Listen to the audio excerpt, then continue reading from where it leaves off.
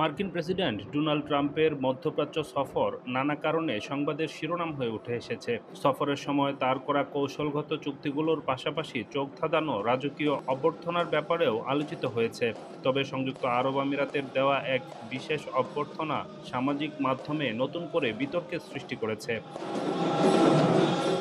ট্রাম্পের সফর শুরু হয় সৌদি আরব দিয়ে।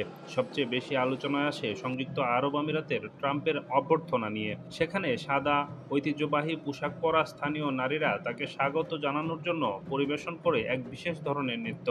এই নৃত্যে নারীরা খোলা চুল দুলিয়ে ট্রাম্পকে অভ্যর্থনা জানান, আর তিনি সেই সারের মাঝ দিয়ে হেঁটে যান। এই মুহূর্তের ভিডিও ও ছবি ছড়িয়ে পড়ে সামাজিক যোগাযোগ মাধ্যমে এবং তা নিয়ে শুরু হয় ব্যাপক আলোচনা। অনেকে জানতে চান এই নাচটি কী এবং কেন তা এমন একটি ইসলামিক সংস্কৃতির দেশে জনসম্মুখে পরিবেশিত হলো।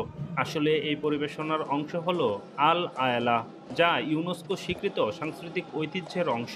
এটি মূলত উত্তর পশ্চিম ওমান এবং সংযুক্ত আরব আমিরাতের একটি জনপ্রিয় লুকস পরিবেশনা। এতে ঢোল, গান, নৃত্য এবং অস্ত্রভিত্তিক মুদ্রা থাকে। সাধারণত পুরুষরাই দুই সারিতে দাঁড়িয়ে বাঁশের লাঠি হাতে গান গেয়ে ও নৃত্য করে এটি পরিবেশন করে। নারীদের অংশ যেটি আলোচনায় এসেছে সেটিকে বলা হয় অন-নিসআ। বেদুইন সংস্কৃতিতে এই নৃত্য নারীদের পক্ষ থেকে পুরুষদের দেওয়া সুরক্ষার প্রতি আস্থা ও সম্মান জানানোর প্রতীক হিসেবে উপস্থাপন করা হয়।